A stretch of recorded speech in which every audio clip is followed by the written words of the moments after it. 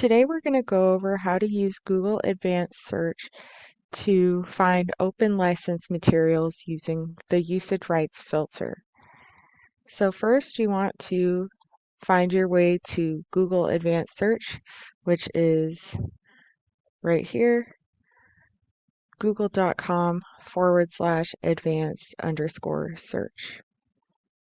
Once you get to the advanced search page, you'll find a page with all of these different filters, and you have filters by language, region, date, website, where the search terms appear, file format, and the one that we're paying attention to today is the usage rights filter here at the bottom in the blue text. So we're going to try climate change. And this would be what I would put in a general search engine, but let's try to make it more exact. So we want the exact term, climate change, and we want something in English, and we would want something pretty recent, so let's do the past year. You could put a specific website here if you would like. You could also put a website ending like .edu, .org, or .gov if you want government or organizational information with a little bit more credibility. And let's see. Let's not pay attention to the file type right now. When we go to usage rights, though, let's see what our options are.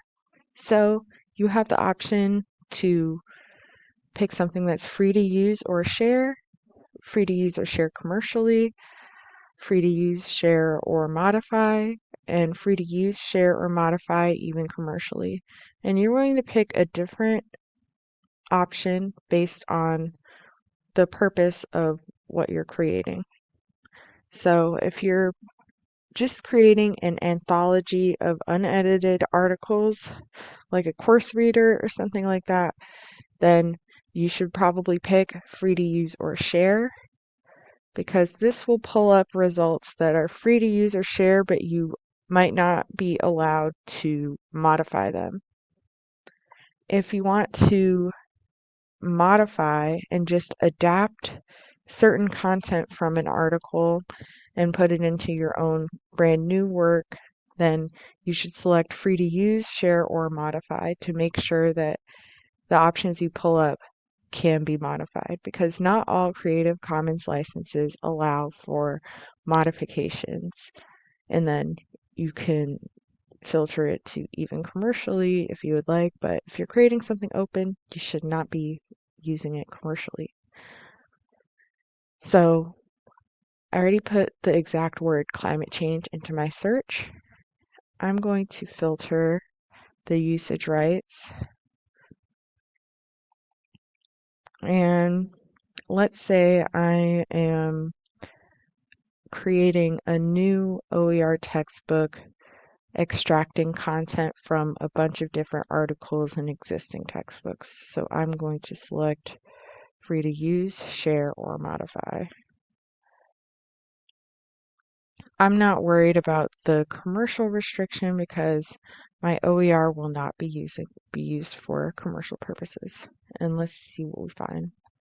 Wikipedia will often come up first in these searches because it is licensed under a CC by SA license, meaning that you can reuse their articles as long as you attribute the source and license your resulting work under the same license, which would be CC by SA. Let's look at some other ones.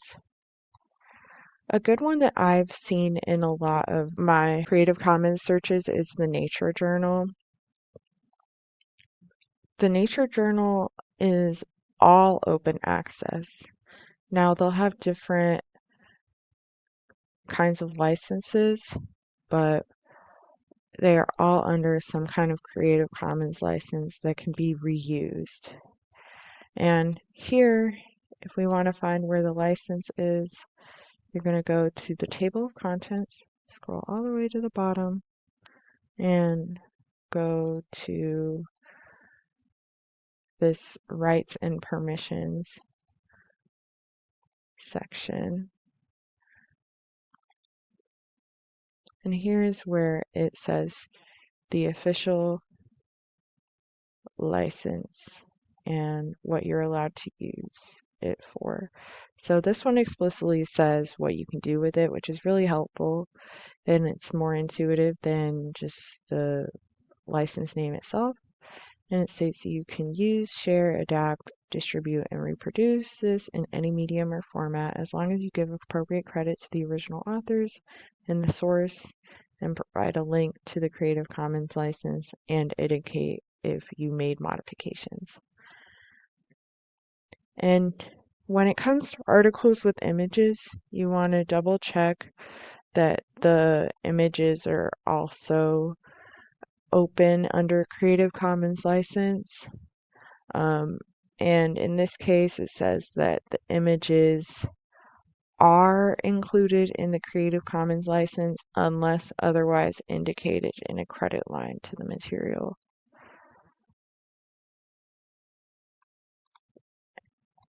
So you always want to double check when it has images. That can be a little bit confusing. But let's see here. Now it doesn't look like the credit line says anything about whether it is under copyright or not, and the statement said that they would let us know if it was under copyright. Since there's no statement, we can assume that you can use this image because it's under a Creative Commons license. Same with these here. And because it's a CC attribution license, it doesn't restrict you from modifying or extracting just parts of this, so you can include and extract whatever you want for your purposes. I want to make sure to make a clarification for websites like library reference guides. For websites like this, even though this web page is under a CC BY license, the content and links within it may not necessarily also be under a Creative Commons license.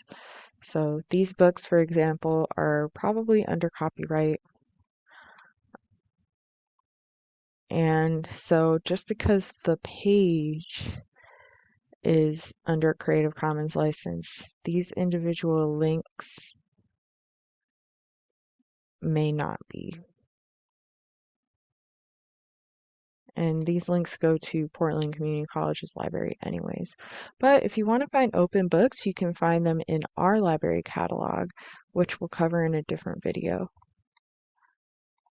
These articles here from the New York Times are probably not covered under a Creative Commons license. They simply just directed you to copyrighted content. But some stuff might be open for you to use, like government organizations information is generally under the public domain. So the National Oceanic and Atmospheric Administration's work should be under public domain.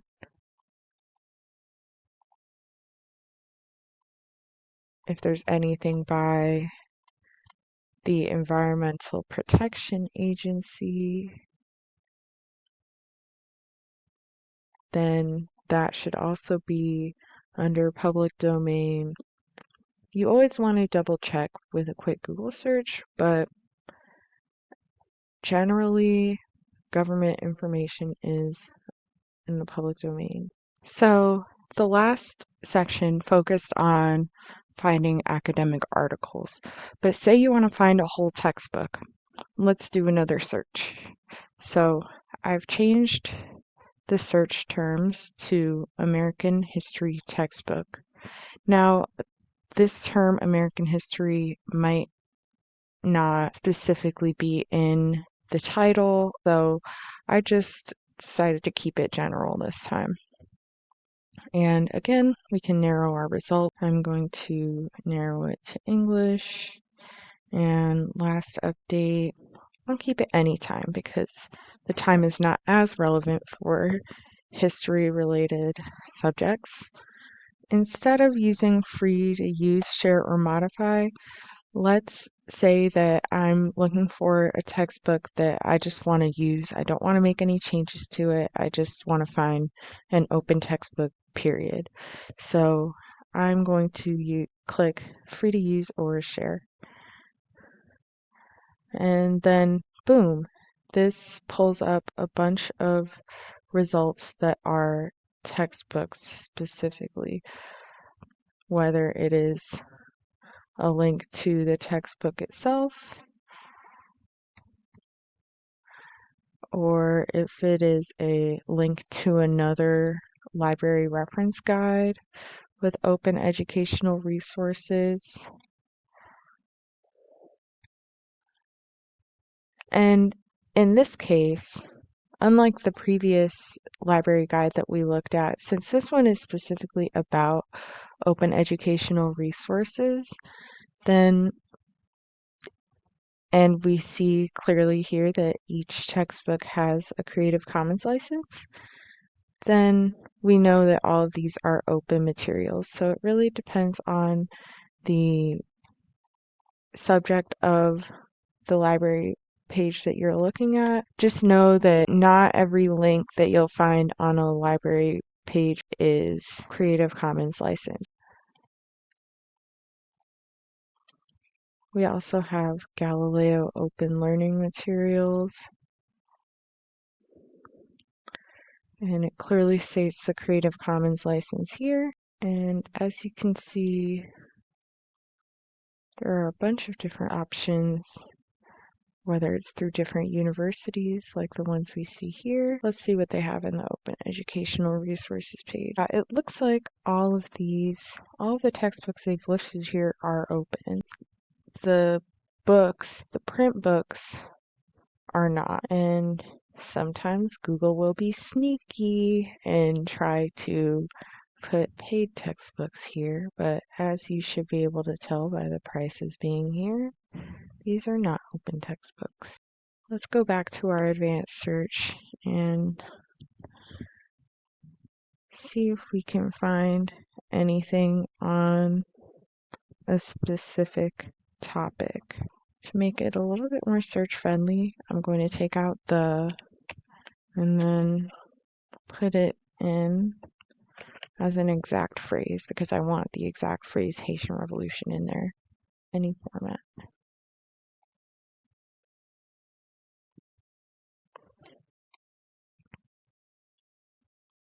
Sometimes you'll get cool resources that are not necessarily textbooks, but really cool resources nonetheless, like this Mapping the Haitian Revolution website. These are really good supplementary materials to make your content a little bit more engaging.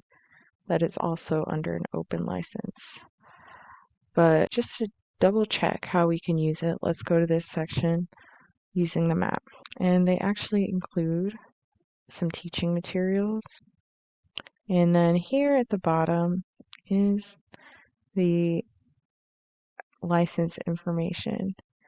And this one is licensed under CC by NC SA. And that stands for Attribution, Non-Commercial, Share Alike.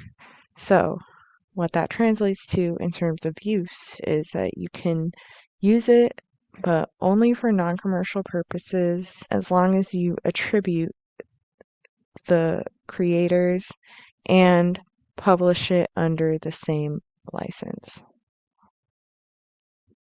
And if you're not sure what the actual acronym means, you can just click the license here and it'll take you to exactly what you're allowed to do. Here's a textbook entry on the Haitian Revolution. This one is a by NC license, meaning you can only use it for non-commercial purposes and you have to attribute the author. And again, I just went and clicked the actual license itself to see what I'm able to do with it.